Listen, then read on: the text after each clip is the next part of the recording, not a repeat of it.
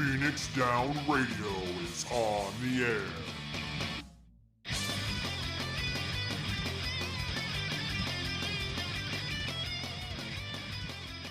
Welcome, everybody, to Phoenix Down Radio, episode number 189. I'm your host, Klauss Nightbringer, and joining me is Seyrr. Hey, what's going on, buddy?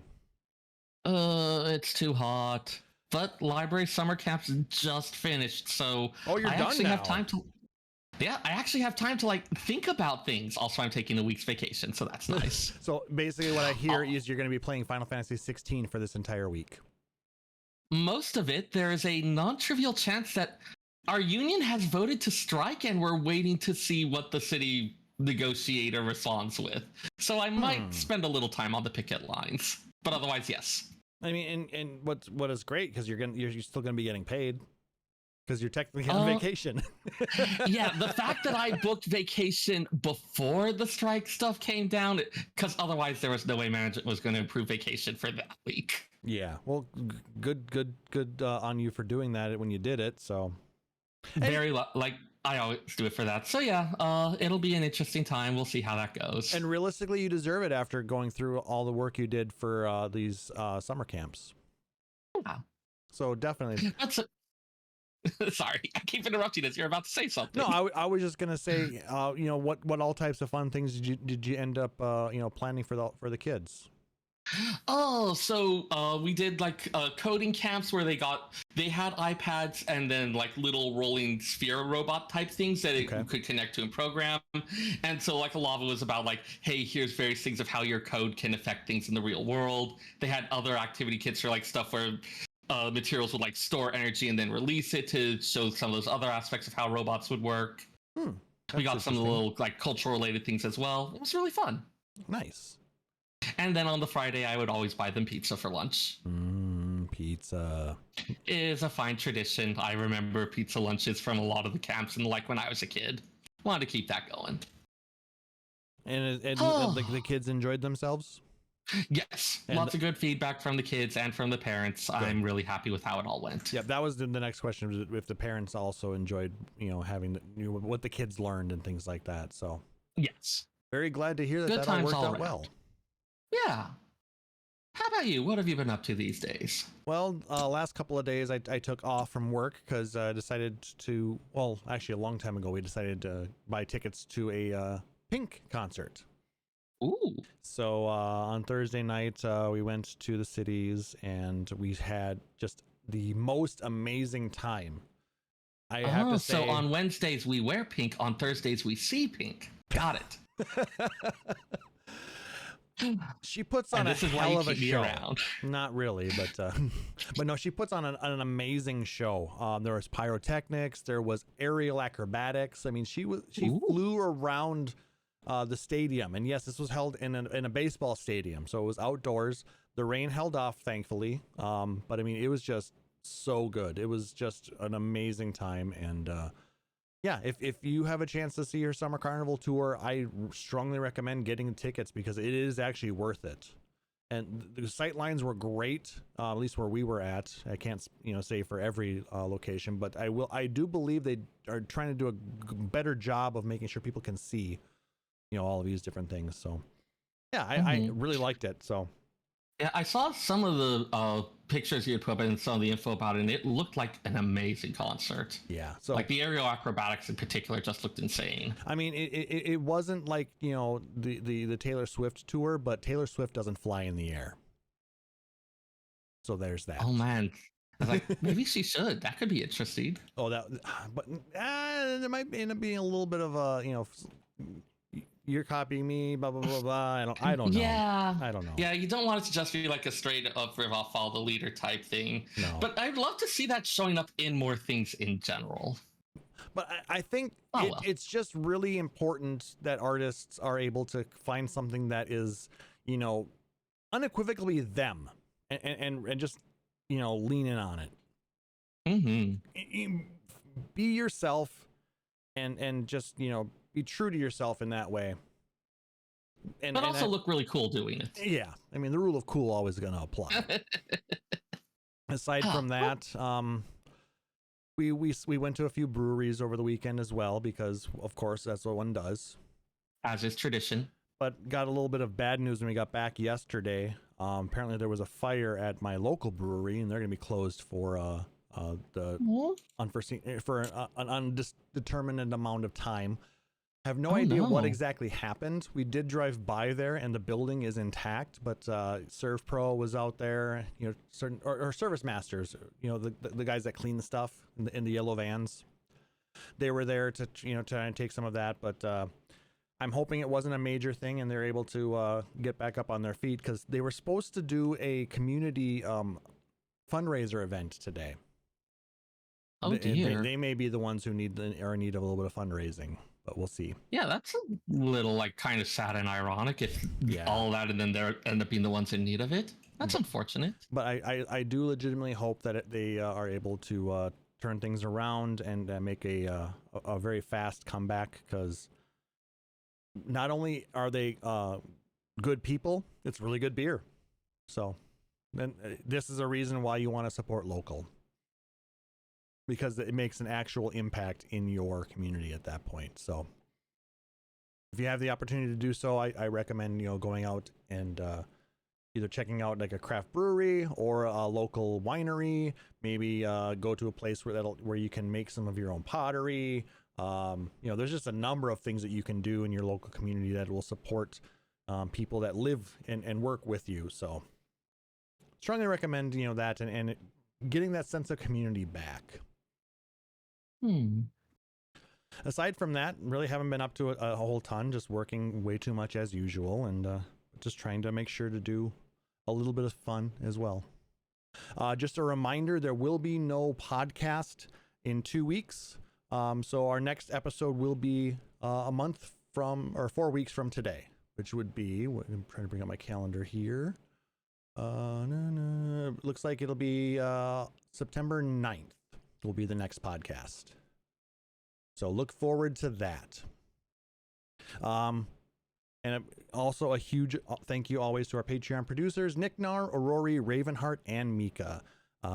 Speaking of people supporting, you know, people that they like, we appreciate that, and we are very happy that you're able to you know, help us to keep everything going. Oh, one thing I did forget to mention after the last podcast, we decided to move hosting providers, because the provider I'd been using for the past 20 years decided they wanted to just triple their rates.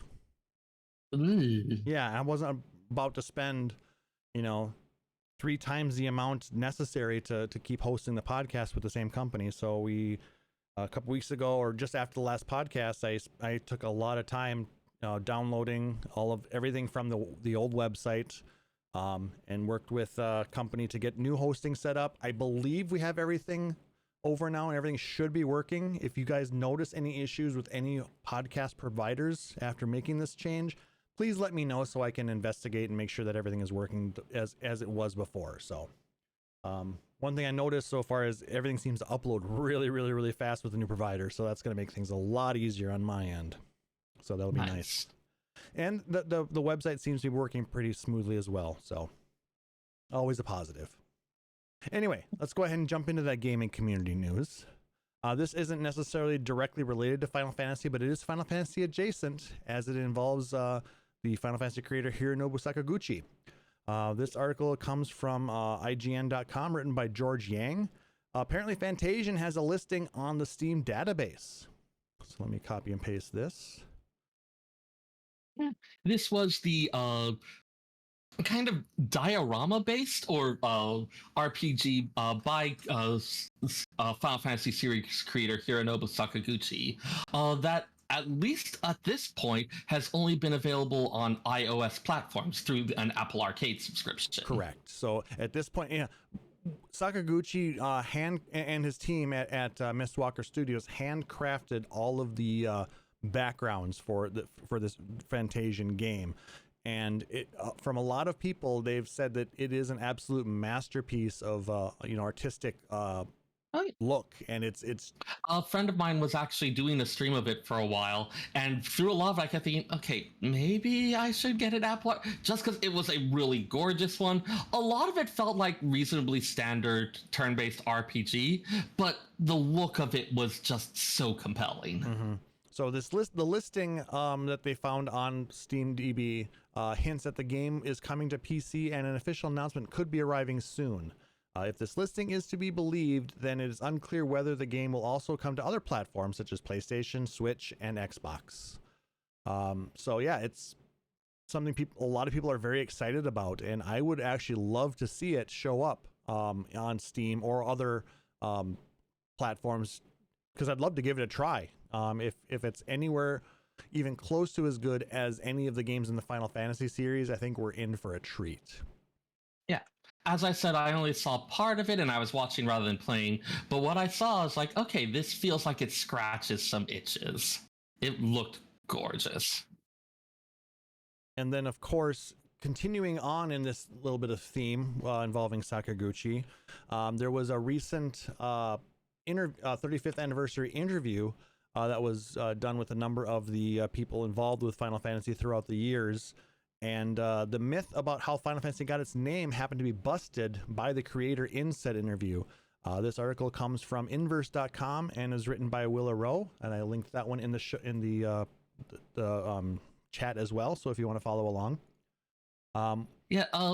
The whole question of, why is it called Final Fantasy if it's not the final one, followed by like people responding with this tale, is one of the long enduring, like, I guess it's an urban legend, mythos, whatever, of gaming. So this was a real surprise to see. Yep. As the legend goes, the original 1987 game was titled Final Fantasy to reflect the dire situation at developer and publisher Square. The idea was that this game was the Final Fantasy of the company, and if it didn't succeed, then the company would go bankrupt. The myth also says that creator Hironobu Sakaguchi saw this as potentially being the last game he would develop before quitting game development. This has been the rumored reasoning behind the name Final Fantasy for almost as long as the series itself has been around, but was never confirmed. And yeah, it's such a perfect legend. It's got like this dramatic thing, this come from behind underdog victory. Like, it has everything. I can see why it lasted as long as it did. Yep. Now, in about 8 minutes into the interview, then the three are asked about the reason for the name Final Fantasy, and this is when Sakaguchi revealed that the reality is much simpler and less poetic than what fans have come to believe. Sakaguchi wanted to be able to shorten the name because at the time, Dragon Quest had started to establish itself and was shortened to Dracue, instead of the whole Dragon Warrior. So they were kind of bringing it together to make it easier to say. According to Sakaguchi, the name was originally going to be Fighting Fantasy and shortened to FF, but due to trademark issues, Fighting Fantasy is a series of single-player game books. Then, because of that, the team had to think of something else. So we reluctantly went with Final Fantasy as a last resort, Sakaguchi recounts while bursting into laughter. As to how the urban legend behind the name came to be, Sakaguchi also has an answer to that. There was once a primary school English teacher who wrote Final Fantasy on the whiteboard and explained to the class that it means the ultimate illusion in Japanese, said Sakaguchi. So the kids sent me a postcard because that was how long ago it was, and it said our teacher told me. Cards are still a thing. and it said our teacher told it means this. Is that true? And Sakaguchi's response, the second it arrived, it said, "We're using this." So I told everyone present that that's what Final Fantasy really means now. It's the last illusion from now on, okay? And we've seen that in a number of abilities and other things over the years. Like I know I want to say in Mobius and in a few others, Gilgamesh would use Ultimate Illusion as a final thing. You had it as a thing for Primal Chaos in Dissidia. Like, they've had some version of Final Fantasy as a thing repeatedly throughout, which I guess now it's paying tribute to that rather than being part of the original intention. Yep. Still. But no, it's kind of neat to know the actual reason behind it. I knew they wanted to stay with an alliterative name, But yeah, I also have to admit that I heard the whole story that it was because it was the last ditch effort for Square before they were going to be lost to the ether, so to speak. It's such a good story. It is, and it's one of those urban legends now, but we now know the truth. But it still means the game's good. Yeah, I have heard it referred to as Urban Legend of Zelda for like urban legends around games. Which is a good name for them. Would this be the Final Fantasy of this story then? Yeah, that is your ultimate. That's more like your ultimate delusion, Klauss. Ultimate delusion, huh? Yes. All right, let's go ahead and continue on. We've got a number of stories to talk about today. Final Fantasy VII Ever Crisis is set to launch on September 7th. This article comes from Anime News Network and was written by Alex Mateo, so thank you very much for that. Square Enix announced on Thursday that it will release its Final Fantasy VII Ever Crisis smartphone game for iOS and Android devices on September 7th. The game will feature stories from the entire compilation of Final Fantasy VII, including the main game, Advent Children, and the 3 spin-off games Before Crisis, Crisis Core, and Dirge of Cerberus. So there's going to be a lot to pull from this game, and I'm assuming they're going to probably release it episodically. I haven't really heard what their plans were for that completely. We've seen bits and pieces about this before, though September 7th, it is less than a month away. Yeah, time went fast again. Why does it keep doing that? Because it's wibbly wobbly and timey wimey. And yeah, actually, it was 4 weeks from the day they announced it. So yeah, pretty wild. We're gonna be. It's released 2 days before our next episode. So maybe we'll have to download it and see how it plays. Ooh, beyond that could be fun. Beyond just the demo that I tried out. Mm-hmm. But I will give it another try. Sarah, are you planning on downloading this one? Yeah, I'll take a look at it. I mean, let's be honest. If it's got the Final Fantasy name on it, I'm going to at least give it a look. Yeah. I know who I am. Yeah, you and I are both kind of the same in that aspect. If it's a Final Fantasy thing, we're definitely jumping on board. I started trying out fighting games because there was Dissidia. Let's be honest about who I am here. Fair enough. Some more interesting news coming out. The talk of the Final Fantasy 9. No, wait. Hold on, I screwed this up. This was supposed to go before. I just typed it in wrong. It's not Final Fantasy 9. We've been talking a lot about Final Fantasy 9, but this is actually supposed to be Final Fantasy 6.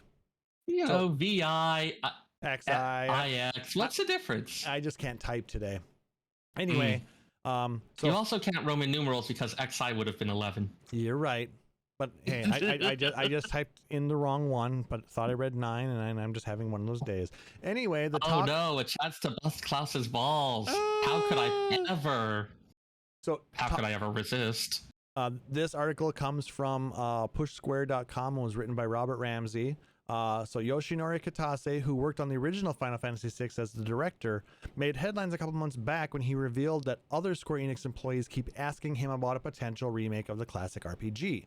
At the time, Kitase admitted that remaking such an old title would be difficult, but that hasn't stopped him from bringing up his beloved Final Fantasy VI again. During a recent developer roundtable, Kitase signs off by urging everyone not to forget Final Fantasy VI. He rather cheekily says, working on the early Final Fantasy games was great fun, and I'd like to just push Final Fantasy VI again. Yeah. I totally recognize this. This is the way I talk about things when there's a project that I want to do and I've been trying to get the hires on my side. It's like, oh, hey, let's put this in the minds of people and let's hint subtly about this. Like, I am reading this as someone who absolutely wants to do this and is trying to get me like, hey, fans, write in and say this and get them to go along with it. At least that's the way I talk about it when I'm being a little bit cheeky. Yeah. And, actually, in a lot of people, believe that Final Fantasy VI is the best game in the series. I mean, it's very, very good. And I do think that it could benefit from a full remake. Something maybe I wouldn't change a ton of it, but being able to bring in 3D renditions of Terra, Locke, Edgar, Sabin, everybody in I mean, it would be really cool. it's interesting that you say that because I remember, God, this would have been back around Final Fantasy VII time. There was pictures that leaked out of kind of a 3D battle scene where you had these kind of SD models of, I believe that Locke, Shadow, and Celeste were in there. And this was being flown around. I was like, hey, they're going to redo Final Fantasy VI as a 3D game. And eventually it did come out that these were actually just things from a tech demo. They were showing what the tech could do. And so they were using a known property in order to show it off. Hey, those rumors were very persistent. But that kind of sounds like what happened with them showing off another Final Fantasy property as a tech demo, and look what we got out of it. I mean, yeah. I mean, back for the PS3, they redid the Midgar opening, to show off cell technology, and then again they did it for the PS5, or no, and PS4. Like there's always some amount of there's a recognition that, hey, this is something the fans like, so if we are doing this thing with it, it'll be something recognizable, something that'll have them paying attention, so it makes sense to do it for a tech demo. At the same time, I'm sure there's always the thoughts about, okay, if there is a demand for a remake or some tribute thing to it, it is kind of interesting to watch that. And just finishing off in here, for Katase to bring the game back in the spotlight, we have to wonder whether the Square Enix veteran really is pushing for some kind of revival. We obviously got the Final Fantasy VI Pixel Remaster in April, which is great, but a full-on remake would be next level. Final Fantasy VI, after all, is one of the most highly regarded installments in the series, and I think a lot of people are going to agree with that statement. It's a really well-done game. I enjoyed playing through it. But like I said, it would be really neat to see it in current technology and see what today's computers and consoles could do for it. So, I would love to see that. All right, next bit of information comes from Final Fantasy XIV, and the Moonfire Fair is live until August 26th. Go ahead and complete a cute little story. It doesn't take very long at all, and get a set of Phoenix Riser gear if you really want to be super, super, super Sentai. Actually, it's kind of neat looking, I have to admit. And it dies great. Yeah, and this is even before we even get those 2 die slots that we know are going to be coming up eventually, which are now going to be perpetually on my mind. Right. But I mean, they did a good job with it. It does die very nicely. The Go-Go posing Rangers were brought up in it again, which is kind of cute. It does seem like we kind of have these various cycles and traditions of the Eorzean Ninja Warrior or the Posey Rangers. It does feel like we tend to go for these really bombastic superheroic type things and for the summer event. The Ninja Warrior course is back again, so you can run that. So I haven't done that yet, but I did do the quest and got the gear to see if there's anything else that happened with it. It was cute. I enjoyed it. I do plan on playing a little bit more Final Fantasy XIV here up in the near future. Actually, in 2 weeks, I'll be finally playing through patch 6.4 a little bit. So we're getting there. I know that a lot of bunny enjoyers are very happy about the fact that the helmet on this one does have actual accommodations for rabbit ears. Viera characters do get little rabbit ears on the helmet. Oh, so it actually creates helmet pieces for it. It's not just pass through. Correct. Interesting. It is super cute. Yeah, I haven't seen it on any other characters yet, so. I only spent a few minutes in game today running through that quest. Just I wanted to get it taken care of and see how long it took. So. Yep. Here we are. You gonna post something in the chat? Yep. Okay, that one is of a mod where someone made the ears longer. No, we want to make sure that it's official, Seyrr. Come on, because we're good people here. We don't no modding here. Here. I don't have the thing open, so I'm throwing this to you. This is a thumbnail from a video that someone did about it where you can see those rabbit ears on the yellow one. Oh, okay. I see that. So yeah, I know that this is a perpetual frustration for Vieira and Hrothgar players to not be able to get the full benefit of a lot of those fun hats and helmets. And it does seem like, again, this is something where they're trying to add that where they have the space to. also, and then jumping back into a little bit more news that kind of plays off of the story prior to this one. It was announced, or it was mentioned that Yoshida is interested in adding the pixel remasters as playable games inside of Final Fantasy XIV. This article also comes from IGN, was written by Rebecca Valentine, so thank you so much. So this came from FanFest 2 weeks ago. Speaking at a press conference at Final Fantasy FanFest 2023, director-producer Naoki Yoshida said that he's been interested for some time in the idea of 14 players being able to play the pixel remasters either through the Gold Saucer Amusement Park or through player housing. However, keep going. I was going to just continue reading a little bit. However, the feature has proven extremely challenging to implement due to the pixel remasters already running on middleware, effectively a software program middleman that lets an operating system do something it isn't normally able to do. So because it's running on middleware, if you want to implement that into 14, you have to build another system that can play back the middleware inside the game. It's kind of an emulator within an emulator, which is a bit wild. Not impossible, but if anybody can figure it out, I think the dev team at Square Enix probably can. It's a pretty gutsy thing to go for, though. I mean, as I said, not impossible, but you're trying to do an emulation within an emulation for a thing that's designed for online MMO style play. Like, that is a lot to ask. And are you going to be able to save your progress? I mean, hopefully. I'm just used to, we've got like the toy box in the inn, which has like the slide puzzle or the Egg Hunter Riggy platformer or things like that. And going to, oh, by the way, here's the entirety of Final Fantasy IV Pixel Remaster. That's pretty wild. Mm-hmm. It is. I mean, dream big, all credit to the man, but holy crap is he aiming high here. I mean, if you're gonna dream big. I mean, absolutely. Like, I wholly support this. I want it to happen. I am just also mildly in shock at the whole thing. Well, like I said, we'll have to see what comes of it.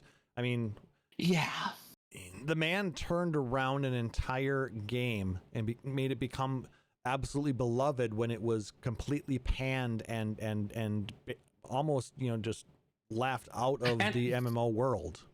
And it's because of that he can suggest stuff like this, and people will actually listen and consider it instead of just like laugh him out of there. Because if you got that reputation, leverage it, make use of it. Good for you, man. But also, holy crap, you're aiming big there. Yeah, but keep going for it. We like that. And our final news story of the day comes from Push Square. We talked a little bit on the last episode about how Square Enix was very happy with where Final Fantasy 16 sales were at. They've basically done a 180 and have claimed that Final Fantasy 16 sales did not hit their high expectations and blames a slow PS5 adoption. This comes again from Push Square, written by Robert Ramsey. It sounds like those like that initial first week sales, the early stuff was really good, but then after that, sales slowed down, and so it didn't end up reaching the high point that they had been hoping for. Yep. Just last month, this Japanese company issued a statement saying that it considered sales of Final Fantasy 16 extremely strong after the PS5 exclusive had surpassed 3 million copies in under a week following its launch. Now, however, new Square Enix boss Takashi Kiryu is saying that the action RPG didn't meet the publisher's high-end expectations. This backtrack comes courtesy of the company's latest earnings report as covered by Bloomberg, and it was apparently rough, where Square Enix had a 79% drop in profit. The reason for that, I did read up on this earlier in a different article. I forgot where it was at, so I didn't make any notes of it, but the reason they have a 79% loss in profit is the company paid off all of the development costs for Final Fantasy 16 in this quarter, or in that quarter. So that's why they're showing a larger than normal profit drop. But that caused shares to drop like roughly 16%, I believe. It went from like 66,000 some yen per share to like 5,500 some yen. So I mean, that's a pretty significant drop. For a stock price, even something half of that would have been a major slide. But there's been a lot of talk now that that a lot of the Square Enix games are no longer going to be console exclusive anymore. You know, with Final Fantasy 14 now coming to Xbox, I think they're also going to look at a lot of their games coming forward going to other platforms to increase the amount of people who could potentially purchase the game, so they don't have to worry about smaller adoption rates. It doesn't make sense to leave money on the table at this point, especially if it is something where they have to worry about profit margins of that level. Definitely. Also I also just remember, God, it was a talk at GDC, Game Developers Conference, years ago, where they were talking about DLC, about things like that. And one of the things they discussed was that for a new game, most of its lifetime sales will be in the first couple weeks. And so one of the big reasons for a lot of that DLC was to give people a reason to hold on to that game for a little bit longer, so that there wouldn't be too many used copies flooding up the bins at GameStop and cannibalizing the new game sales. Yeah, because any used sales of console games like that don't count towards the profits anymore, because they've already sold that copy, and it's now. Yep. The money from that one is going to the reseller, not to the original company. Correct. So it's a huge problem for them. Like, it's something that's discussed a lot, that they're trying to phase around, but it is a perpetual concern. And we see it here where they had those very high sales the first one, but it's those first couple weeks that are good. And their estimates were almost certainly based on several weeks, not just the first one. Yep. And I do remember reading that the sales for the second week dropped like 80% based off of compared to the first week's sales of the game. Yeah. So, and I do wonder how that compares to other ones. I have no idea what's typical here. Yeah. Well, for a Final Fantasy game, it's still a very large amount of sales. Yeah. Because I want to say it's already like in the top 5 of Final Fantasy sales all time. I mean, of course, Final Fantasy 14 is probably gonna be the number 1, because just for the number of people that play the game. But with even with all that said, it's sad. I mean, games cost a lot more to develop. They take a lot longer to develop. So having to recoup those costs, very quickly, it's tough. That's why I'm not a CEO. Yep. Yeah, for a lot of like those indie type games, they're able to, like, there's a space for the indie type ones where it's going to be smaller sales records, but also smaller development costs. But for those big blockbuster spectaculars, the AAA stuff, recouping the costs of development is a very major concern. I mean, you were mentioning that part of the reason for the change in their earnings report was because they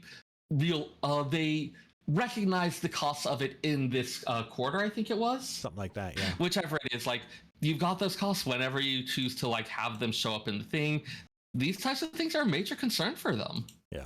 Well, I mean, it's messy. Maybe they should have sold more special editions, collector's editions. Special editions ain't free, man. No.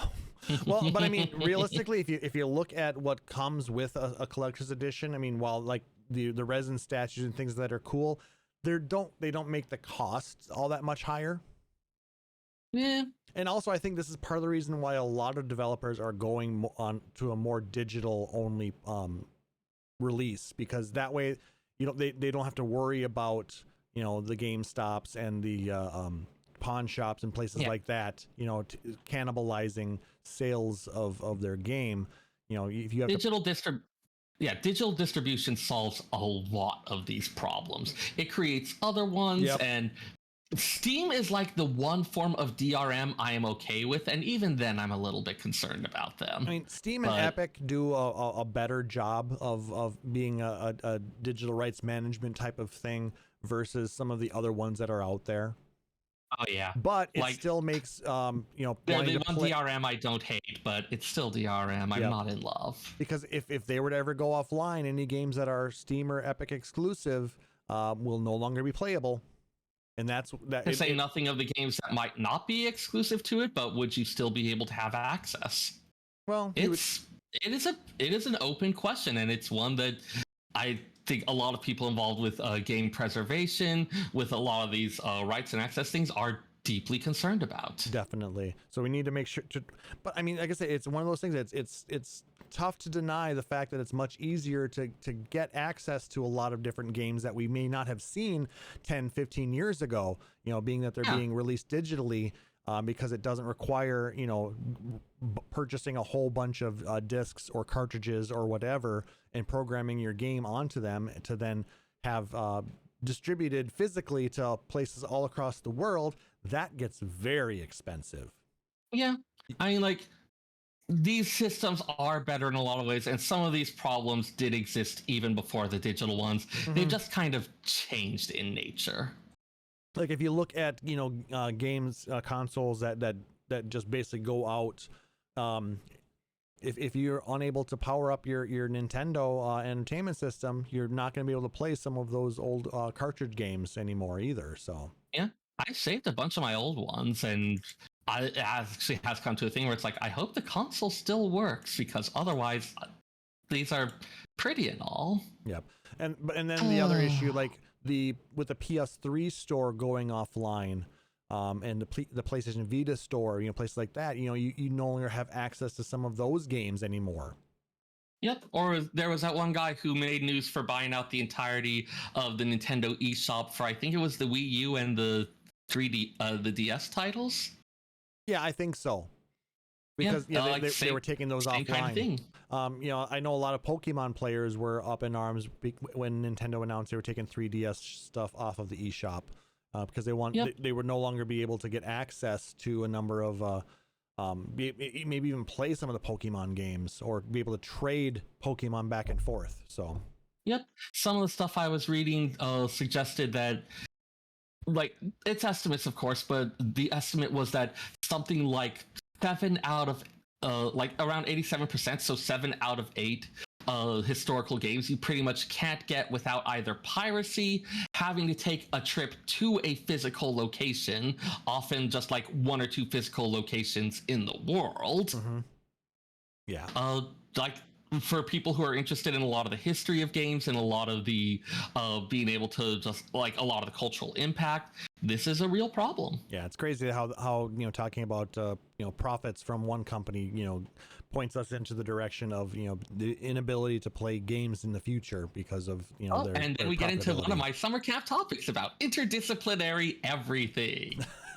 All fields of knowledge are connected. It's fine. Yeah, that's true. I mean, there's always ways to 6 degrees of Kevin Bacon, right? Something like that. Well, but that's maybe a little outside the scope of what we're doing today. No, I know, but it's still just kind of fun to mention. Yeah. No, I am changing it now because otherwise I will talk about this for literally hours. Yeah, and Kevin Bacon, who was hilarious in the Guardians of the Galaxy holiday special, by the way. Oh, I could go for a BLT, actually. It's summertime. You gotta have BLTs now. This is when you have the good tomatoes. That's true, but that's not what we're here for. We're not here to talk about BLTs or amazing food or even concerts and things like that. Right now, what we're going to talk about is Chocobos. Oh, it's been a bit since we did a soundtrack episode, hasn't it been? It's all about the Chocobos, baby. Now I just want to hear somebody remake or parody that and present it. Maybe I'll have to do it. I want Chocobo gangster rap. Anyway, I'm linking an article from FinalFantasy.fandom.com. It is the Compi de Chocobo soundtrack, which I picked up at Anime Detour this year. I was trying to figure out when we would be able to put something in like this, and I messaged Seyrr today. I'm like, hey Seyrr, what are we going to talk about today? Do you have any ideas? And he's like, no, my brain is fried from camps and I don't want to think. Pretty much, yeah. Direct quote. Not quite direct quote, but Pretty close. Yeah, but so I'm like, well, I've got those Chocobo soundtracks. Let's have a little bit of fun with it. So I popped that open, and it's a 2-disc set. So today it's summertime. It's hot and lazy days. We've got all the wild and wacky summer events going on. Yep. Adding some Chocobos to the mix kind of feels right. So today we're going to do disc 1 of Compi de Chocobo, and then in 4 weeks on the next episode we'll go ahead and cover disc 2. That one's a little bit longer, but still it's going to be really good. We're going to hear lots and lots of Chocobo songs today. So let's go. They've all got that common Chocobo core, the do do do do do do do do do that I'm pretty sure was already running through half of your heads before I even started that rendition. Exactly. But it's really interesting to see how they use that as a base to build on. Yep. So let's start with the OG in Final Fantasy II. Oh, not that one. How about this one? Oh. You can really feel the chip tune. Yes, the Chocobo theme from Final Fantasy II.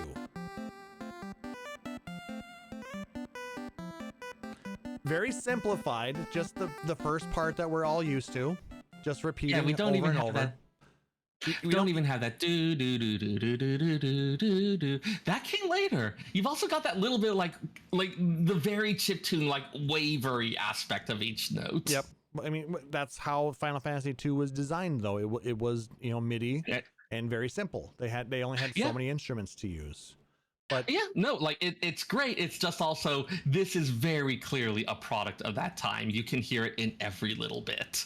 Let's see what happened the next year when they brought it back for Final Fantasy III.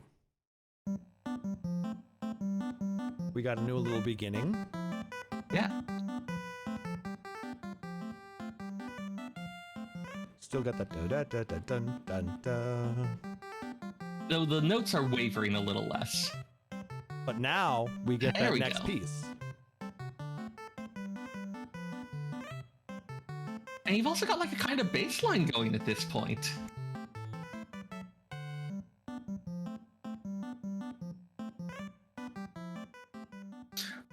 So yeah, still a pretty simple loop, but you've got like those added elements. The notes are a bit cleaner. You've got, as I said, like that kind of underpinning bass line going. Like still the NES, still the super early system, but in the space of a year, it was a pretty short time between Final Fantasy at that point. Yeah, this would have been 89 when Final Fantasy 3 came out, compared to Final Fantasy 2, which came out in 88. And they had already upped their game on the music quality a lot at that point. Yep, so it's very good. They're expanding the song a little bit, and then in Final Fantasy 4... adding those little flourishes, as you said, the intro. Yep, so now we got Final Fantasy 4, which is now on the Super Nintendo. We get a little bit more to it, and it sounds a little something like this. A lot more instruments involved. It's a lot more layered. The fact that there are actual distinct instruments, even if they're all synthesizer, clearly. But the Super Nintendo allowed for a lot more tracks, a lot more types of instruments available. I love that little trill, or it's not quite a trill, but I know what you're saying. It's the it's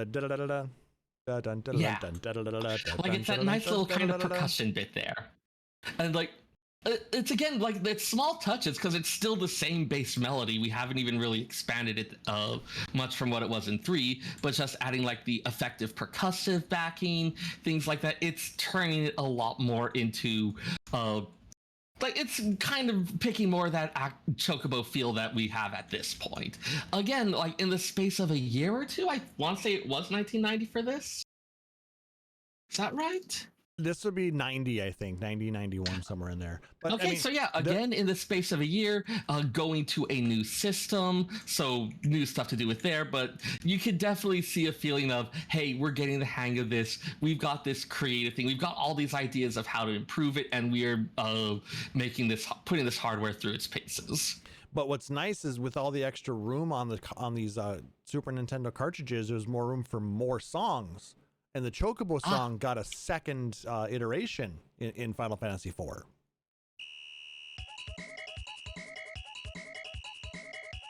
This is the Samba de Chocobo. Yes. Final Fantasy IV was the first appearance of the Black Chocobo, which could fly limited distances. And so for that, they had this much peppier version. Like, the tempo of the actual melody doesn't feel that different, but you've got that much faster backing, you've got the other stuff. It feels a lot more energetic, even though it's going at about the same speed. Well, also the fact that they're using different instrumentation to differentiate it as well. Mm-hmm. And they kind of got the whole like a kind of a horn in the back. Yeah. It's just really... Yeah, this definitely felt a little bit like the bit where they're kind of flexing and showing off what they can do with it. Yeah, Uematsu was definitely just playing around and just having a good time with a lot of these different iterations. Yeah, the most interesting stuff happens when you're playing around with it a bit. Also, the fact that it was described as, was it, did you say Samba or Mambo? That one was Samba de Chocobo. Samba. The fact that they're doing like, okay, we've got this base Chocobo theme, and before they pretty much are doing, hey, here's the same thing, we'll like maybe speed up, but now, hey, we're going to take this space and start doing it in full-on different musical styles. That was the start of this really big thing of, okay, what strange genres can we put Chocobos into? Yep, and in Final Fantasy V, that's when they brought out Mambo de Chocobo. Ah. And if you've ever gone to a New World Final Fantasy, this is included in their little Chocobo medley that they do. Now they're doing the whole, like, the little rolls with the steel drum. Yeah. Like, rather than just taking that bass melody and adding bits to it, they're actually tweaking around doing the, as you said, the rolls. You had the little voice clip there using that SNES power. Yep. So many more percussive instruments available on the Super Nintendo. Uematsu really got into his groove with this. One of my favorites right here. Final Fantasy V also featured was the first one where we had, I'll say a reasonably major character as one of the Chocobos, Boko. And so this was a really great chance to use the music to give Boko a little bit of characterization. Which we get right here. This is Boko no Chocobo.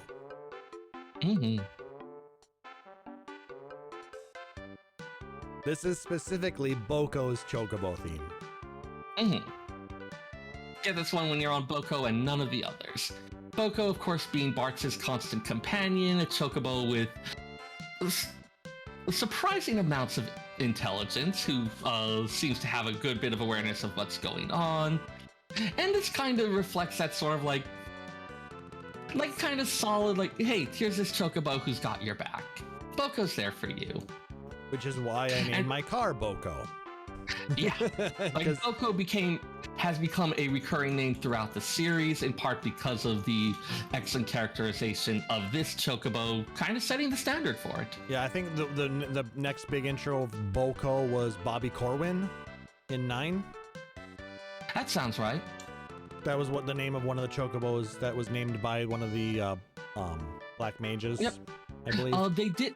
There were, of course, various references of Final Fantasy Tactics in the battle where you first recruit a monster and learn about recruiting monsters. That one is named Boko. They had various other nods to it, like accessory names or randomly generated names of things throughout. But yeah, Bobby Corwin was, I believe, the next, like, super official in-game one of it. At least that I can recall. And then the next one, we move into 6, and this is Techno de Chocobo.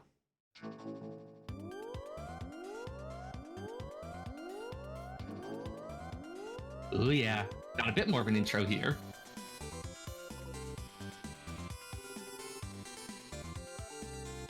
And they're trying to make it sound like almost modem sounds in the background. Ah, yes, and racing over the map in the glorious Mode 7 graphics. They advertise the hell out of Mode 7 graphics on so many different games. Like, that was a big thing of Super Nintendo stuff, that it had these Mode 7 stuff that could make these super realistic. It should have been pretty much all the advertising. but it's so different in the sounds of the different songs that we get, and you can tell as Uematsu gets more comfortable with the technology. We've talked about this with other games as well. You can really tell that he takes full advantage of the technology as he gets used to it.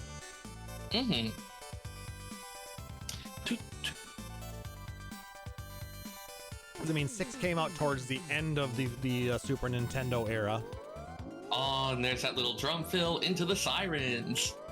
Whoop, whoop. Little klaxon action there. Oh yeah, have this playing at the club. And so let's see. Okay, so that's the only theme that we have right now for 6, but 7 brings us the PlayStation era and MP3s, and we get Waltz de Chocobo.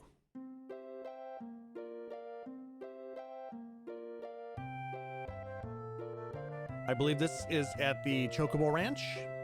Yes, you have an opportunity to observe the Chocobos, and they do a full little Chocobo synchronized dance, at the end of which you get the Chocomog summon materia.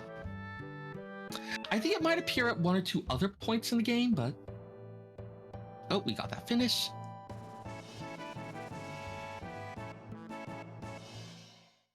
And I have to say, this next one that we're going to play from 7 is probably my favorite Chocobo theme.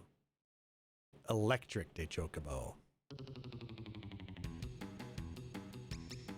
Those of you who are familiar with Phoenix Down Radio will remember we used this, or a version of this, as our intro theme for a while. Now, Final Fantasy VII, in keeping with the whole, hey, the world's becoming a technological nightmare, Chocobos weren't available for rental as they were in a lot of the previous games, or direct capture from a forest. Instead, with your Chocobo lure materia, you could go exploring on particular sections of the overworld marked with Chocobo tracks and get into a battle that would include a Chocobo among its members. And your challenge would be to defeat all the other enemies without harming the Chocobo, or without taking so long that the Chocobo got scared and left.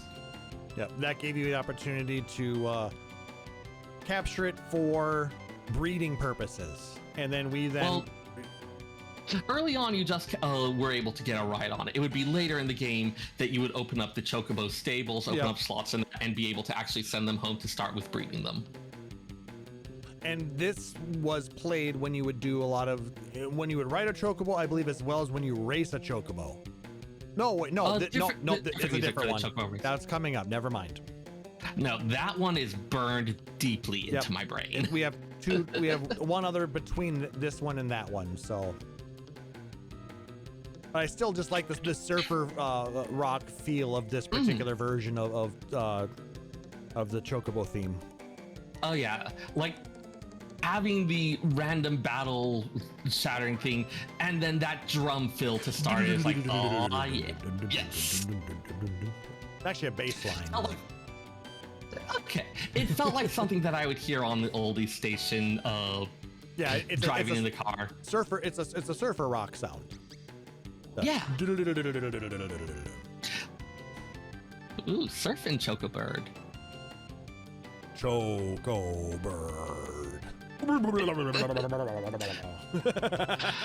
Oh, we're gonna get murdered by someone, and I don't know who.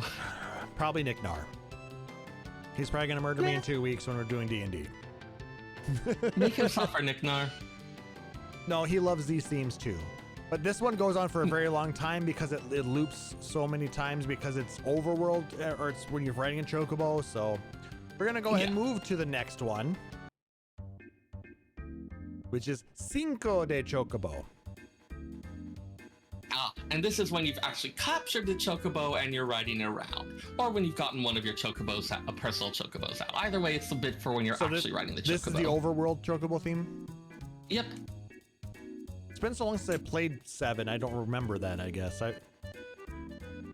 It's been a while for me, but as we've established, some of this stuff just will not leave my brain.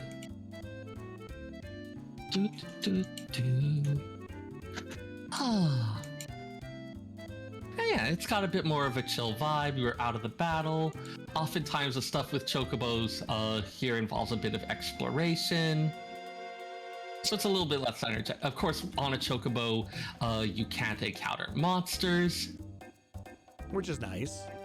Yeah. So if you wanted to get somewhere real easily, grab your or either ride your Chocobo that you've raised, or fight and capture one to use at that moment. Yep. And the actual quest started because you needed to cross the swamp where the Midgard Solemn, which was a mistranslation of Midgard Sormer, lived, like a giant serpent, and a Chocobo was the only thing that would be fast enough to outrun it and keep you from having to have a fight with it. Because at that time it would kick your ass. Yep. It was theoretically possible to fight it and learn the beta enemy skill from it. And at the far side of the swamp, you find one of them impaled on a tree to show off how strong Sephiroth is, that this is something he did. Ooh, look at me, I'm Sephiroth, and I can impale a giant snake. Hot. Wait, what? All right. Now, this theme that we're going to start now is the one that's ingrained in Seyrr's head and will never leave it ever again after I hit this.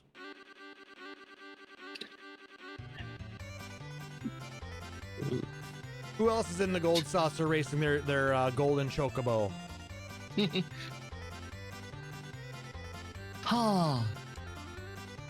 There's a couple bits later on that have this, like, almost a... God, what's the bit? What's the name of that song? Not sure what you're referencing. There's a bit like for the song "Oh Susanna," like Okay. "Come from Alabama with a banjo on my knee," that I always hear when you get to like the bridge of the song. It's coming up. You've got a couple of loops through the actual Chocobo melody.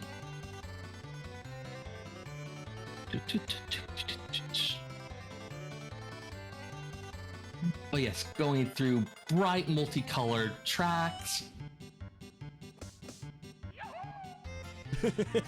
The whole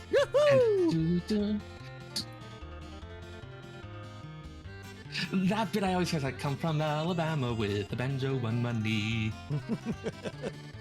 Well, I'm sure Like, it was influenced by things like that. Yeah, it's absolutely trying to pick up that kind of like country twangy aspect to it. It's of a course, Chocobo down! Yeah, I mean, like, again, you've got this technological hellscape world, and then you've got the gold saucer, which is promising an escape from all that. So seeing Chocobos race through these varied environments, through forests, hills, mountains, past waterfalls, through rainbow starscapes, having the music harken back to like a more down-home country time.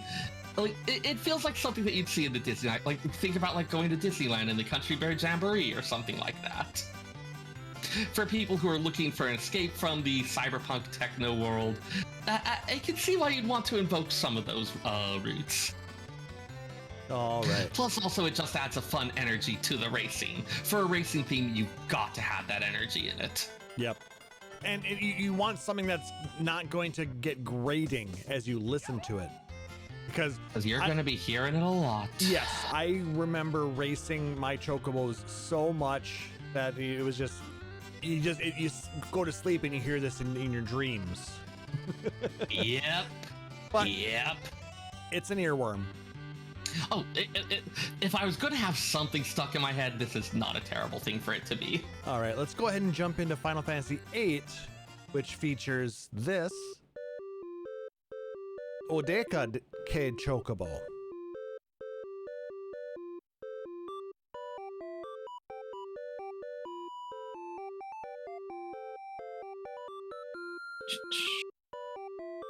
Very simple chiptune style, so I'm trying to remember where this is at in 8. I think this might be... because that might actually be... FF8 was one where there was that little peripheral that you could do the Chocobo thing on, was it? Let me check. Was that one? Was it that one or was it 9?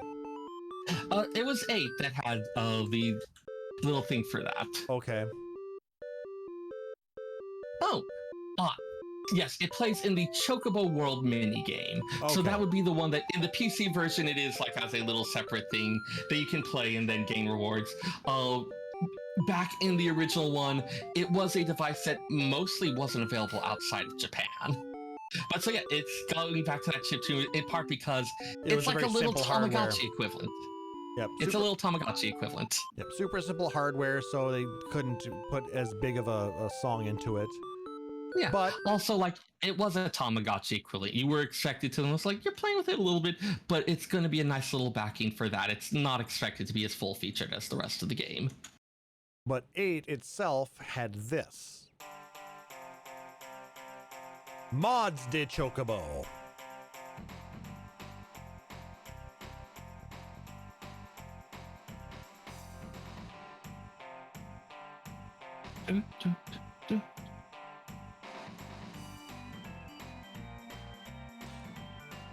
Again, it's kind of a riff off of surf culture, because I mean you kind of got a little bit of that that surfer rock kind of feel with with the synthesizer there, like the Moog.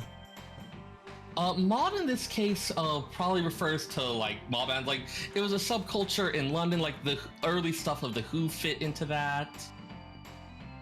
A lot of stuff would later become stuff like ska, rhythm and blues, jazz, other things like that. Yeah, I guess it does have a kind of a 60s. It does have a 60s feel, which may be why I likened it to a similarity to the beach culture, which was around the same time frame. It's at a point where like the culture is crossing over from that, but it definitely has its influences on that. And I love like it's departing slightly from the Chocobo melody there in order to fit the mod style a little better. Like there's less of an attachment to we must follow the Chocobo melody no matter what, and they're willing to tweak it a little bit to have it fit better into this style. But we get this again. Very into. So you get the pieces of it, but it's just it's a little bit different format. But yeah. You can feel the influence. You can feel that it, at its heart, this is still a Chocobo theme. Yeah. So from Mods de Chocobo, we move to Final Fantasy IX. And we get Aloha de Chocobo. Kind of a little sleepy time version.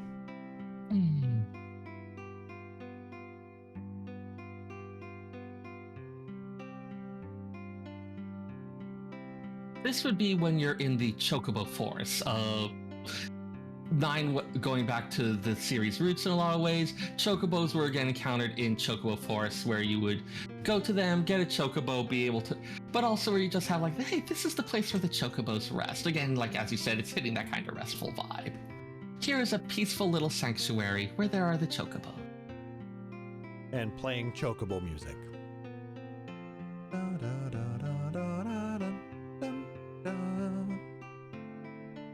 Yeah, got that nice slow tempo.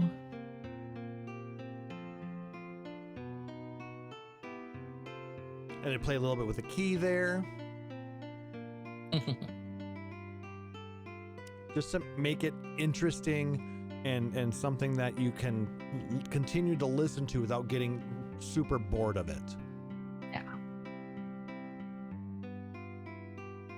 I mean, this is the type of place where I would park my character on this in the system and just let the music play. Yeah. I also did that too, where sometimes like put on a game, go to a slot that had nice music and just park there while I was going to work on other stuff.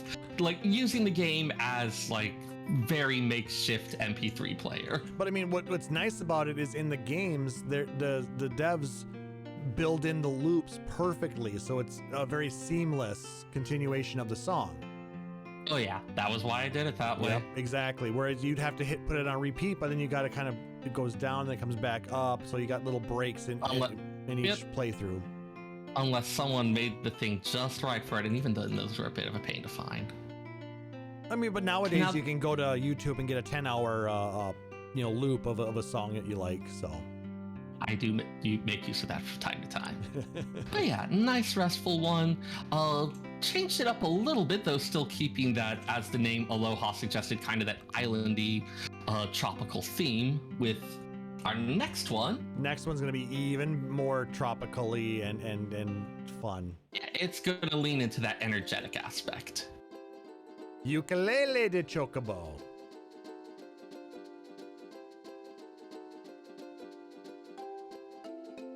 This would be the version played by your Manic Pixie Dream Chocobo. Also, this plays when you're doing the Chocobo hot and cold game. Oh no, it's Vamos al Flamenco for Chocobo Is hot that? and cold. Okay. Yep. That is another one that I have. Oh yeah, you're right. You're right. That is full on core memory for me. But yeah, no, like this one, even out on the world, again, Final Fantasy IX being a world that is fairly dangerous. You've got the mist, the monsters all around. And once again, when riding on Chocobos, you could avoid all of that. You could avoid all those monsters. Given again, as mentioned, the whole going back to roots and exploring a lot of the series history, bringing Chocobos back to like this kind of fun little escape from things. I like the little hee-hee, the little quick wee. When they do this in the Chocobo medley during a new world, they just use a little squeaky duck. Beautiful. I always love when they start busting out the weird instruments, like when Soken was using the box. The box or the automaton. or the kawaii. Oh, the box was definitely my favorite, just because like how the heck is he going to, and then he did it, it's like, oh, that is the sound of that. That was the start of him using weird stuff during those concerts, wasn't it, in 2016?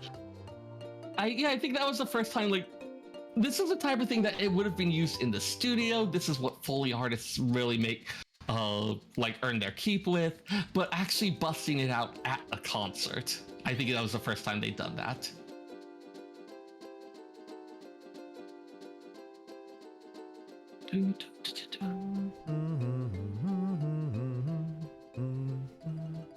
Now let's go ahead and jump into the next game, Final Fantasy X, with Brass de Chocobo.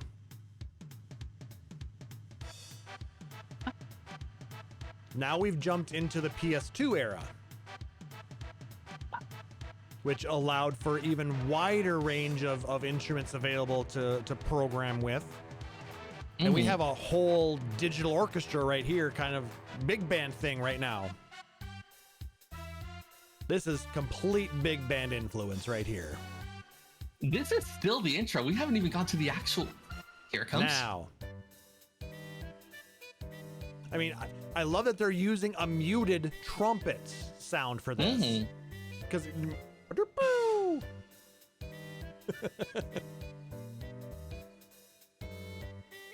And you got the hi-hat right in the back.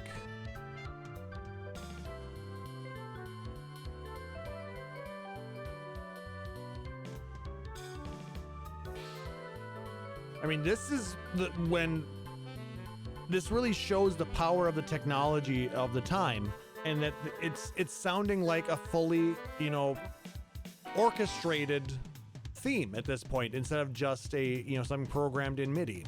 Yep. This is also around the time that we started having actual video game concerts in the US. They had, of course, been going on in Japan for some time, but it doesn't surprise me that the starting to become an accepted thing in the US coincided with when you start getting these little full orchestrated, full band pieces, where it became that much easier to make it sound like, no, this is a full-on legitimate musical art form. We were still a little ways away from getting Dear Friends, though. Like the very first ones. Well, because Dear Friends was 2005, was it not? Yeah, one of the very first ones was at the Walt Disney Concert Hall. Actually, yeah, that was 2005 because I went to that one. Yeah, that was the precursor to the Distant Worlds tour that we have now. Good memories. But yeah, that would have been more around the Final Fantasy 12 time. 11 and 12 were the big games of that time. I mean, I don't think they used 12 and 8 and stuff. I'm not quite sure the exact time. But I mean, that's when what games were out at the time. Sure. Just in terms of like, this was stuff that people knew the music for. It was stuff that had gone and established that. They did have a couple FF11 pieces, I remember, as well. Yep. Anyways. Speaking of 11, how about 11's theme?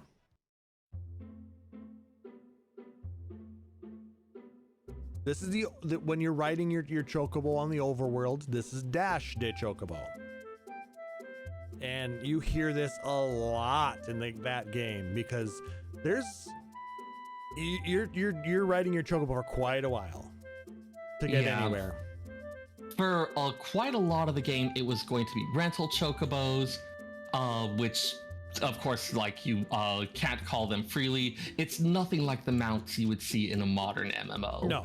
That said, there were not a lot of fast travel options, so if you wanted to get out to the party where you're going to be gaining your experience points, because to get experience points, you typically had to grind monsters in a party. So Nick Nar is saying in chat era. That they have the more lame theme now for the Chocobo instead of this one in 11. Which we'll probably play that one here in a second. They do have a generalized mount theme at this point, because there are things you can ride besides Chocobos. Oh, just a generic mount theme for 11, you're saying? Okay.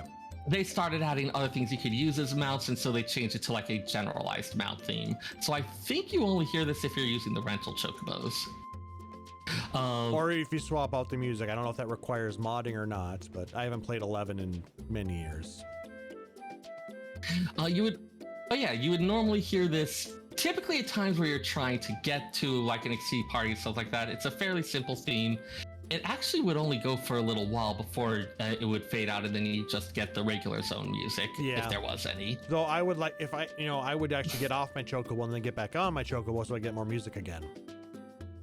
You couldn't, because it was typically going to be a rental Chocobo. Well, no, once you had your own. Once you had your own, yeah.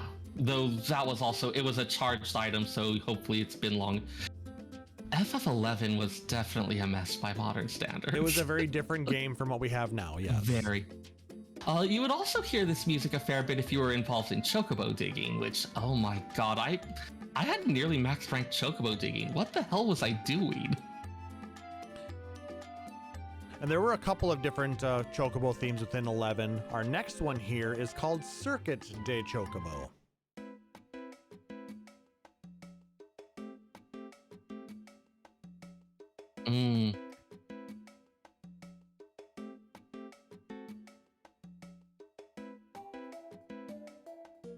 Now, this is the one that they added for the Chocobo circuit, which I want to say they Chocobo added... racing. Okay.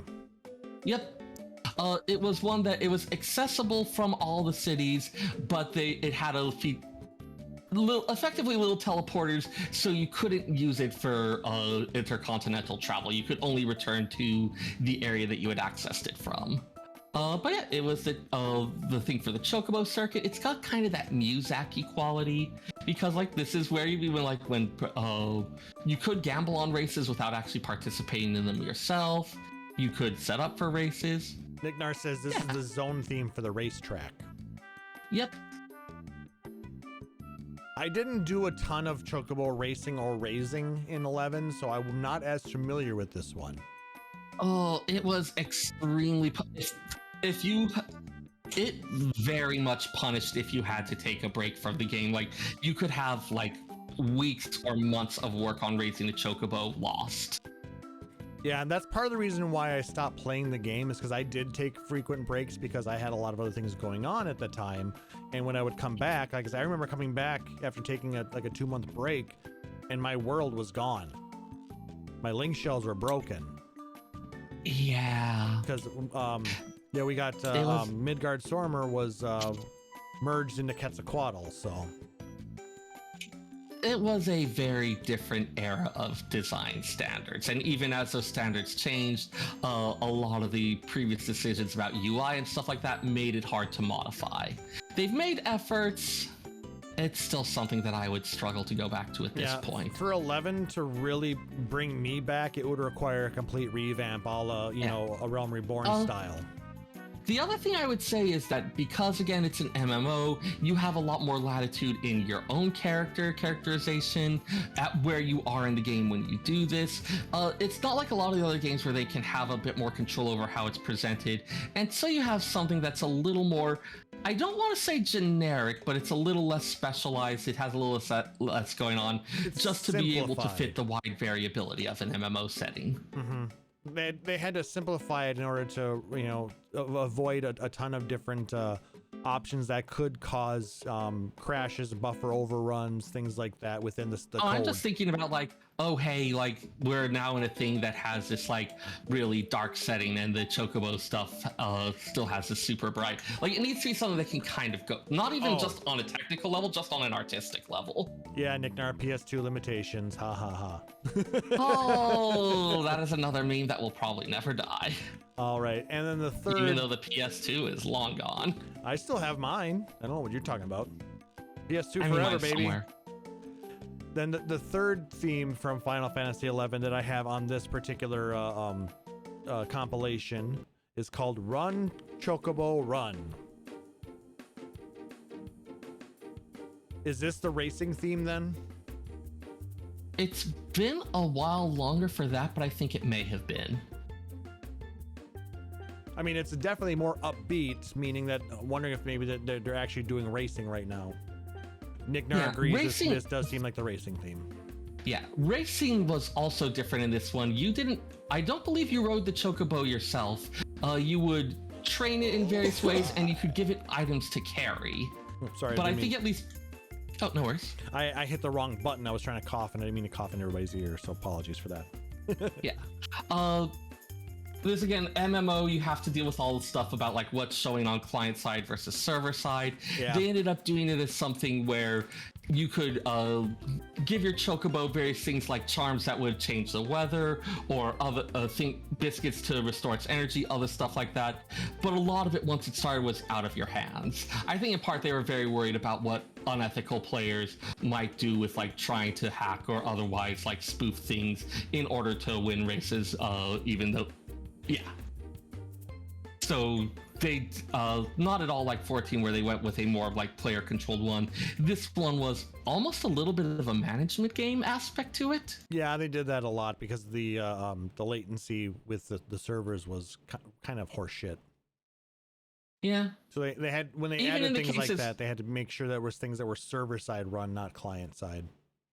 Yep. There was also a bit of a different philosophy of how they engaged with the players. Yoshi P was a very fresh breath of air in that regard. Yep. But the relationship between the developers and the players tended to be a little more adversarial with 11. Unless you were in the Japanese market, they seemed to be more open to speak with their Japanese players, being all the servers were over there. That was another one of those urban legends of Zelda that went around. It was really? not nearly as rosy as we thought it was. But the servers were still all over there. Well, sure. But the relationship was not nearly as friendly as a lot of the North American players felt it was. All right. Now we move on to Final Fantasy XII. And the first theme we have for that one is the Chocobo Final Fantasy XII arrangement version 1, which goes something like this.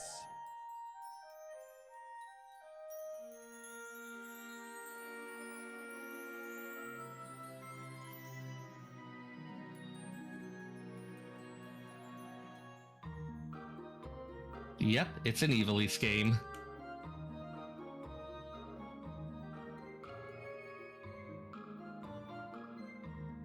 And they only went through the first part of the song once. Did you notice that? Yep. But they're going through this part twice. That's once so far, but... Well, there's parts of it that repeated, but... Yeah.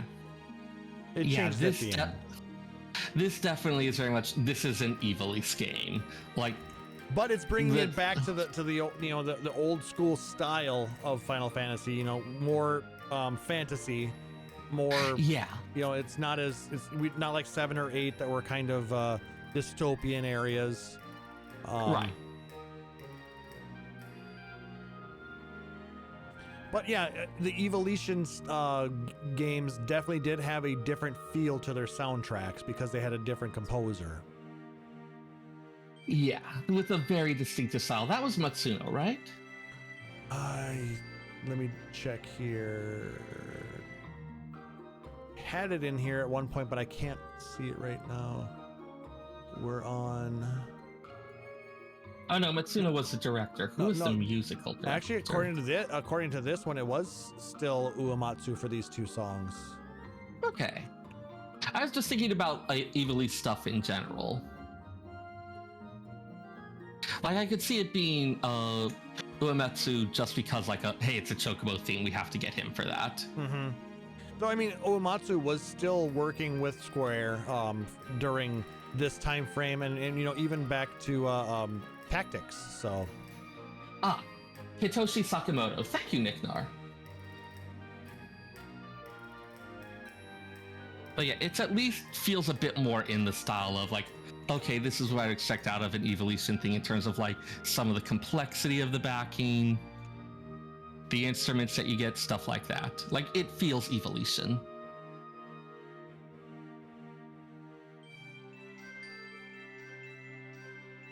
But it's a definitely nice change of pace. Yeah. Like, it's definitely less energetic, but that's okay because this is about the political drama and whatnot. Yep. But there was a second one, the Chocobo Final Fantasy 12 version. Is this one right here? This is the one that I remember.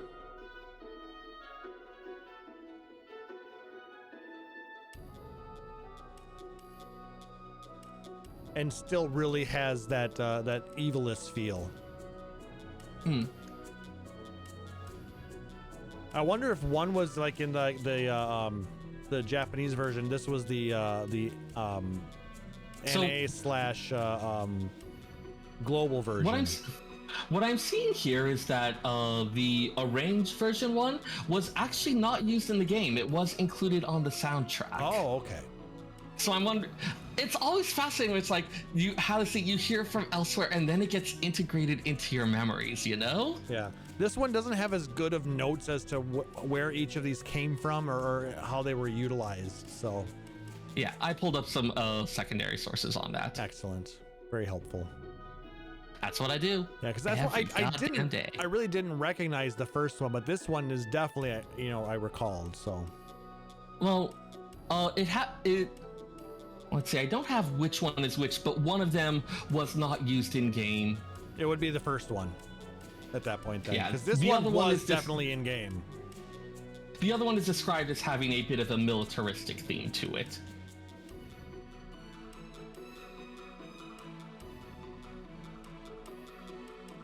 Oh.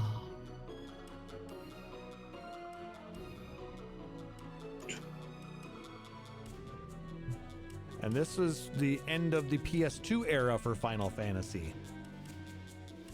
Then when we go into our next one here for Final Fantasy 13, that's the first game that they had on the PS3. And that one is a very different feel. This is Cocoon de Chocobo.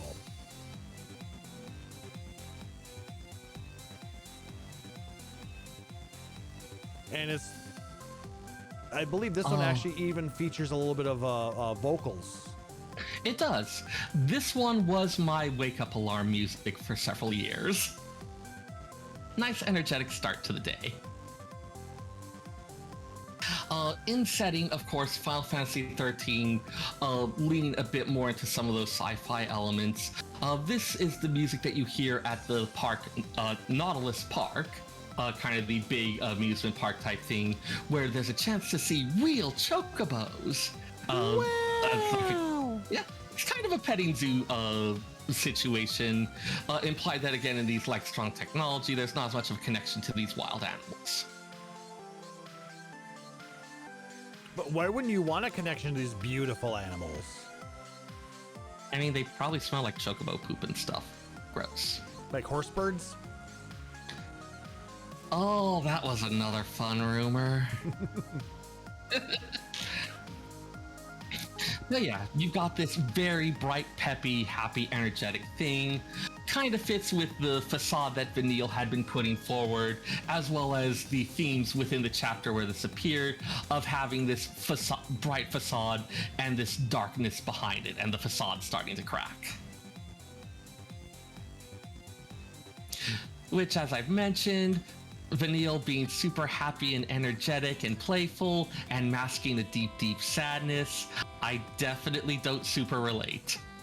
All right, now you can hear the vocal track.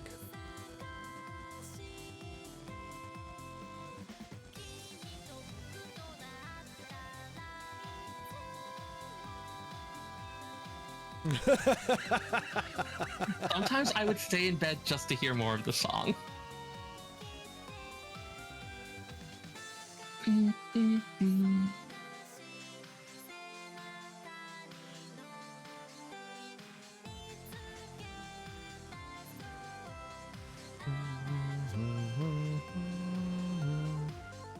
But then when we get to the other area, nice little auto-tune. Yeah, little auto-tuning. Yep. Go ahead. I'll also mention that in the North American release, they actually did have different lyrics here that were in English. Though I've never actually found a soundtrack that had the English one. They all have the Japanese version. But it did exist. I went back and played it. It's not just the whole Mandela effect. Oh, ooh, Mandela de Chocobo. Oh, Make God. it happen, someone. So if that was Cocoon de Chocobo, where they saw the different chocobos at that theme park on Cocoon, the other half of the world, Grand Pulse, had its wild chocobos and had this theme.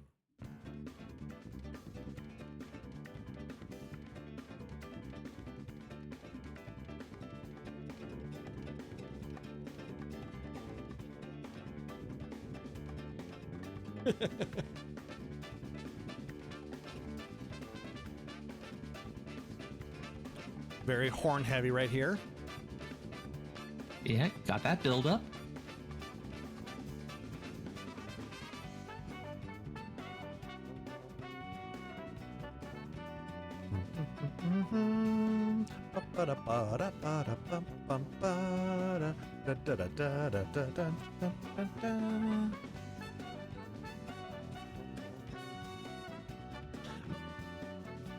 So many different styles of music utilized throughout the years to for people to ride chocobos and listen to.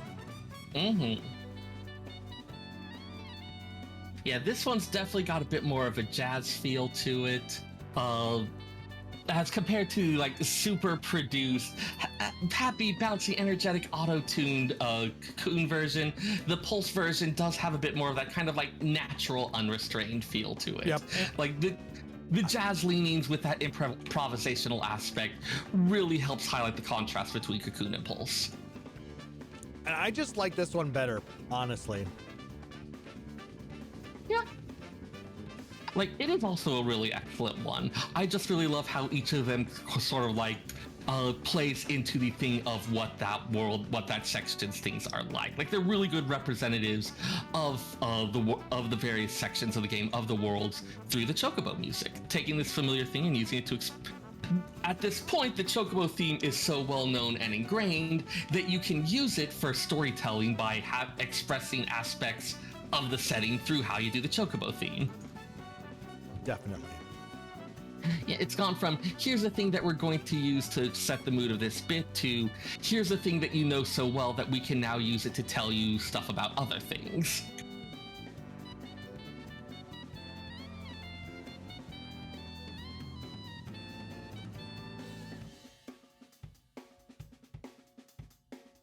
All right, and this is going to repeat on like this for another two minutes or so. So this particular version of the soundtrack came out in 2013 as part of the Tokyo Game Show. So it was a very limited run, but it does have two more songs on it from Final Fantasy XIV. So we're gonna first listen to the song you get. Oh, did they not do the 13.2 versions? Not on this disc. Ah, well. But the other disc I think has the non-main lines. So we're gonna get a lot more. We're gonna get in depth in the next episode. Oh, I am looking forward to that. 13.2 did some fascinating stuff with their Chocobo themes. Oh yeah, but that's for next time. Exactly. But now we get from Final Fantasy 14, Rental de Chocobo.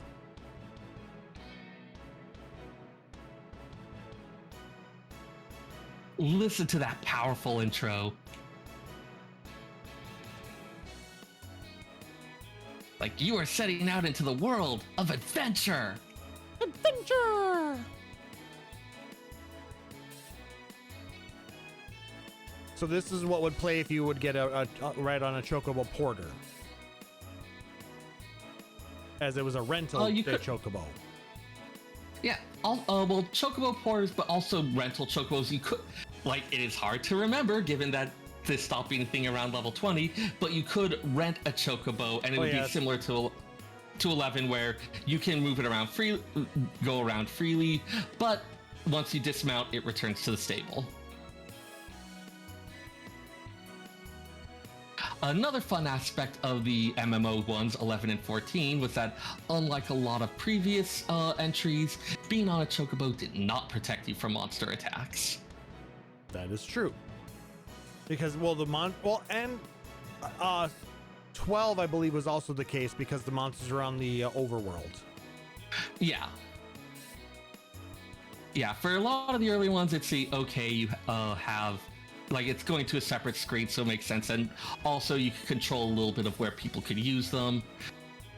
For these ones, like, trying to figure out how aggro would work if you have something where someone gets to this point and is dismounting. Or just being able to route around some of the challenges. Nicknar is saying in 11 they didn't aggro you. I thought they did, though. Again, Mandela effect probably, but... or did maybe they just... Was that a change that was made in 11? Trying to remember now. Again, it's been years since I played that game, so... Actually, no, I think you might be right, because I remember there's stuff where it's like, okay, if you can get to a Chocobo thing in time with stuff chasing you, then you could mount up and then it would... I think? God, it's been so long.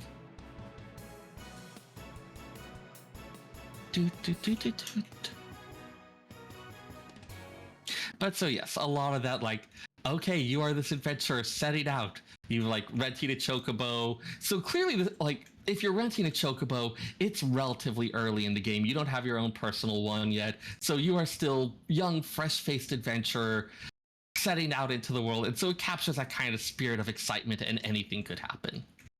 But the other version of the song that was out in the 2013 timeframe when this was released was Soken's version of Eorzea de Chocobo. This is the theme most of us think of when we're on our Chocobos.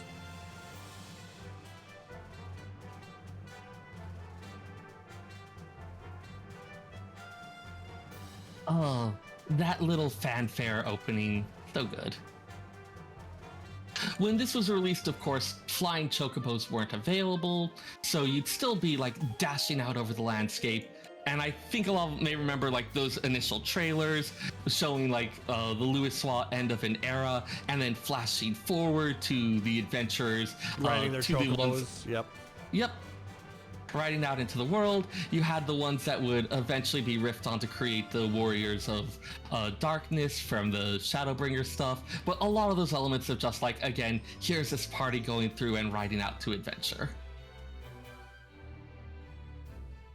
But yeah, because those characters were actually in the promotional material for 14, so. Yep. Yeah, it's kind of capturing that fanfare aspect that they were doing for a lot of their stuff. This is the realm reborn. I think this actually wasn't this also in the original? No. I am not, let's see. I remember getting Chocobos was fairly involved, but I don't think it was this. Again, I didn't play 1.0 long enough, I don't think, to really have gotten that far into it. I should check to see if my Before Meteor has a Chocobo theme in it. I can find that out in just a moment here.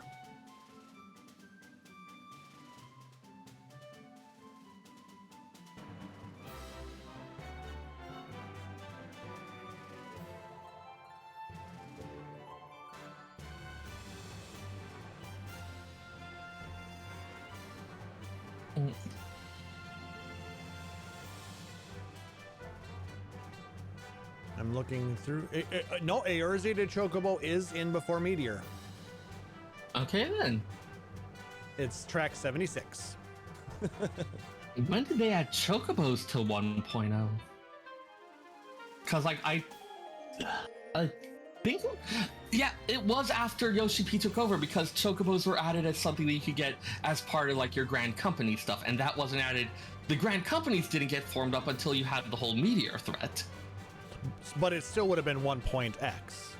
It would have been 1 point something, but it would have been when Yoshi P had come in. Like, I don't think there were Chocobos before they started having the revamp. Like, in the very base game, I don't think there were Chocobos.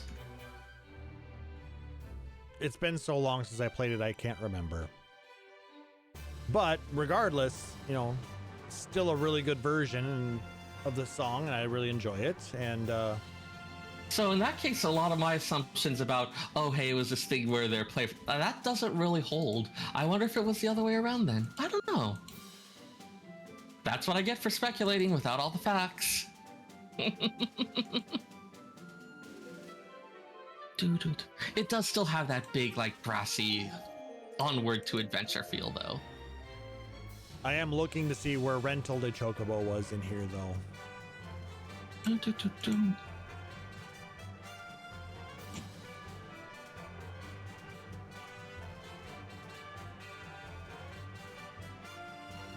Oh, I do know that was one of the complaints about, like, early 1.0 was that there just wasn't a lot to do.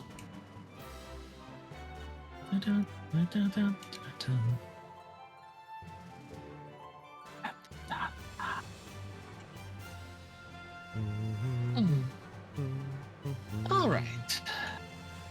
But that is the first disc of the Compi de Chocobo soundtrack. So 2 discs, and one of them pretty much just gave us the main lines. As you said, we've still got a lot of Chocobos from a lot of different sources. And once you get out of the main lines, you start getting a little more willingness to play around with it. Something where it's like, it's slightly less official. So I'm looking forward to seeing what we get with those. Yeah, there should be a lot of fun things to go with that. So look forward to that in 4 weeks. It's kind of interesting. Like, it was the same melody, the same general motifs throughout, but it never really ended up feeling repetitive just because you were able to get into all these different styles. Yep. And it made it a lot more fun. And yeah. And of course, with that, everybody kind of developed which one was their favorite, you know. Like some people like the electric guitar style. Some people like the big brassy versions. Some people like those nice chill vibes. Yeah. It also was a way for each of the games to differentiate themselves in terms of what kind of vibe they had with that. As I mentioned in some of the later ones, you start getting you get this like kind of like Evolution militaristic feel for 12, or the super produced artificial versus the like more improvisational Pulsean style for 13. Yep. A lot of cool stuff. You know, it builds on the theme of the rest of the soundtracks as well. So it makes it fit in with the rest of the music even better. It's a kind of creative exercise to take something that's like, take this simple idea and try expressing it in a number of styles. And Chocobo theme is really ripe ground for this. Absolutely. So we're gonna finish up with that in the next episode. But before we go, we actually have a new review on Apple Podcasts. They love us, probably. I should probably actually wait for the review before I say that. It is a 5-star review, and it comes from Elsie Rose 83. This podcast offers a little something for everyone, from excellent in-game music discussion to current gaming news to hilarious takes on everything Final Fantasy. You don't have to be a game expert to enjoy, but there's certainly something for experts as well. The hosts play well against each other and always find a way to make it fun. So thank you so much for that review. We really appreciate it. And that's the reason why we're doing this. So, you know, to show... See, Klaus, they like my hot takes. I'm not sure if they like your hot takes, but they like how the interplay is between us, apparently. All right. Hot take, Speedos for Moogles. Oh, I could do better. Give me another try. No, you fail. You're fired now. It's too late. You're done. You're done. That's fair. Just kidding. That was pretty bad. I'm teasing. But on that It bombshell, was pretty bad, though. on that bombshell, that's going to do it for this episode, guys. If you liked what you heard, please make sure to like, subscribe, or follow us on Apple Podcasts, Google Podcasts, Spotify, or whatever your preferred podcatcher is. And if possible, like Elsie Rose 83, leave us a rating or review. It lets us know how we're doing and lets other people find our show as well. If you really dig this show, you can consider subscribing to us here at twitch.tv/Phoenix Down Radio, where we do the show live generally every other Saturday night. Like I said, we're taking a break in the next 2 weeks because I have an event that came up and that I need to take care of. But if you do support us here at twitch.tv/Phoenix Down Radio, you'll get access to a number of subscriber-only emotes and badges. Or you can support us out on Patreon, like our benevolent overlord Rory Fenrir, our secret or nevermore Ravenheart, or our resident slacker Nicknar by going to patreon.com/Phoenix Down Radio. All proceeds go towards growing the show, cover things like hosting costs, allow us to improve and upgrade equipment, change our hosting, that kind of stuff, or do fun things like contests and giveaways. But any kind of support, whether it's likes, emails, tweets, retweets, follows, subs, donations, whatever, it's greatly appreciated because we like interacting with you guys and the rest of the community. If you want to check out our backlog of episodes, you can check it out on our website, phoenixdownradio.com. If you have questions, suggestions, just want to say hi, you can always email us at podcast@phoenixdownradio.com. Or you can go out to our Discord, which is probably the best place to go. And I'm working on fixing some of it, but I think you might be able to get there by phoenixradio.com/Discord. Or you can just email, message us somewhere and we can get you a link to it as well. Because we're working on getting a custom URL, but we need a few more Discord supporters for that. But in the future, we'll hopefully have that. Sarah, any shout outs? Sorry, I sent myself down a rabbit hole. Shout out to, at this point, to all of my colleagues, teachers, and the kids and parents who made the summer camps a success. I'm glad I'm done with it now, but also I'm really happy that everyone had a good time. Shout out to all of the players of Final Fantasy XIV who helped keep me sane and give me something to do when I was like, I can't deal with people anymore. Less love to the person who, wailed on me hard in Mahjong. I am going to get my rating back, I swear. So like somebody needs to practice. Oh, Mahjong is hard. I'm up to a first Dawn rank, but it's I'm at this point learning how to not lose, which is different from learning how to win and possibly more important. It's tricky. To rock a rhyme? Also, To rock a rhyme? It's tricky to rock a rhyme. To rock a rhyme. To rock a rhyme. It's tricky. Also, shout out to the friends who invited me to go see the Barbie movie tomorrow. I am very much looking forward to it. Unfortunately, we're not doing the Barbenheimer double feature, but... Oh, come on. I know, I wanted to, but apparently people have lives and things to do, and tickets would be expensive. We're going to an Alamo Draft House. Yeah, they are a little more expensive. I've never been to one of those before. I think you'll have fun. It's a place where you can watch movies and drink. And have good food. Okay. I'm less on the drinking, but yes. They have decent food there too, I believe, as well, so. Yeah.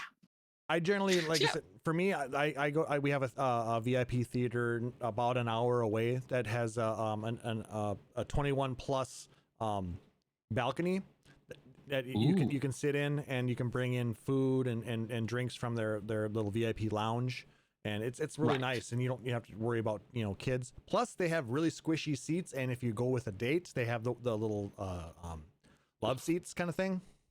I imagine they have the love seats even if you don't go with a date. Yeah, but it's more fun when you do have a date. I'm riffing. You shouldn't take me seriously. Why? You should never take me seriously except when you should.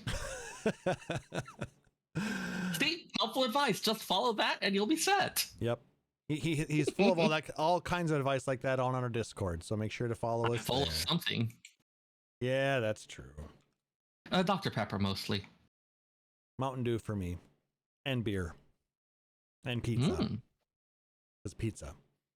Also, I made a really tasty butter chicken today that you would probably be proud of. Ooh, good job. But well, it was just jarred sauce, but it was still really tasty. I know you were really impressed by the shrimp and scallion pancake that I did the last week. Oh, that turned out really good. Scallion pancakes are a joy. Well, technically, this was a shallot pancake. We had okay.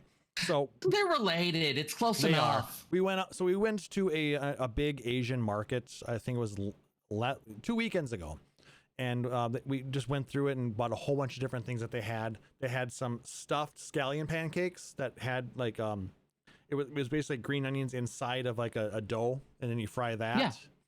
Yeah, it's like a thing that shows up in a lot of Chinese cuisine. They're great. I love them. Shallot pancakes, however, are more like a tortilla that has little bits of shallot mixed into the dough, and it's a completely flatbread kind of thing. It was a very nice foil to put a salad and some Korean you make like spiced a wrap shrimp out of on it. But it gets really hot when you heat it up because it's oily and buttery. That hurts your fingers. Yeah, there's a lot of options. I've seen some for how you make them where you like make a long thing of dough and then you like lay it into a spiral. I've seen those too. And like this. Yeah. Lots of good stuff. Yeah. Anyway, sorry. We kind of got off on a little tangent as we do. I haven't had dinner. I need to fix that. Yeah, but I want to shout out Elsie Rose for that amazing review. Thank you so much for that. We really do appreciate it. Shout out to Nick Nar and Aurori for joining us live in chat today. It's always nice to have you guys here. And your support is always greatly appreciated. Shout out to Seyrr for showing up again. You know, he was very busy this weekend with all of the camps. So after I finished everything, there was part of me that just wanted to like hermit and ignore the world for like 48 hours. And I'm glad I came and hung out with you all. Because we got Chocobo music. Who doesn't love Chocobo music? And it's that time right now where we're really in between a lot of big stories. Once we probably get through the next one, hopefully at that point, Seyrr will have gotten enough playtime into 16 where we can really dig into that and talk more about it. I have a week vacation coming up, and I am so looking forward to that. Thank you for that resub, Nick Nar. I'll read this to you, Seyrr, because you didn't hear it. On a scale of hope to Sephiroth, I rate this podcast a Greg. That scale is so unnecessarily confusing. That's what makes it even better. What is that even? It's not going to get better if I try to understand it, is it? No, it's not. I'm assuming it's a good thing because it's Nick Nar. Thank you, Nick Nar, I think. All right. Well, and like I said, best place to get a hold of us is the Discord. Please join us there. It is a lot of fun. We have a good time there, and we are a pretty chill community. So thank you so much for all of your support. For my co-host, Seyrr Timona, I'm Klauss Nightbringer, wishing everybody a wonderful evening, and we'll see you on the next one. Take care. Phoenix Down Radio is a production of PhoenixDownRadio.com and Illusion Productions. Final Fantasy XIV and Eorzea are trademarks of Square Enix. In-game content for Phoenix Down Radio is a copyright of Square Enix. Opening music for Phoenix Down Radio is provided by Guilty Gear Rock You. Check out the Metal Chocobo theme cover and many other music videos at youtube.com/Guilty Gear Rock You. Closing music for this episode is provided by Guitar Wanker 90. Please check out their full version of Matoya's Cave and other rock video game covers at youtube.com/Guitar Wanker 90.